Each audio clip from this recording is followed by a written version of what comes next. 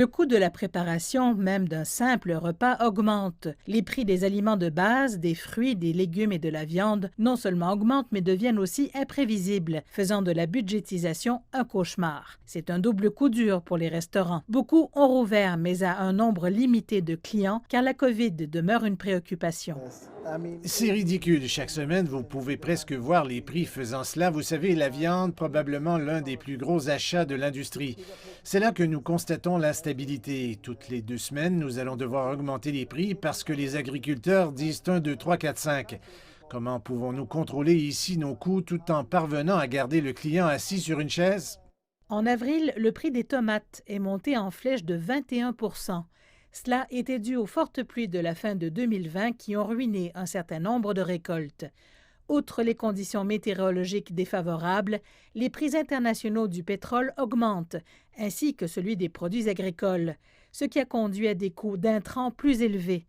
L'inflation des prix à la production est passée de 4 en février à 5,2 en avril. Nous avons eu aussi des contraintes d'approvisionnement à un moment de l'année, mais nous ne nous attendons pas à ce qu'une pleine inflation à cet égard. Ceci est principalement dû à l'espoir d'une bonne récolte des produits que nous attendons pour l'année, associé à un rente plus ferme que nous constatons. Nous croyons que cela amortirait le coût de certains des coûts qui ont grimpé, notamment les coûts d'électricité qui incluent le salaire minimum national. L'inflation des prix à la production de l'agriculture s'est établie à 7,2 le mois dernier.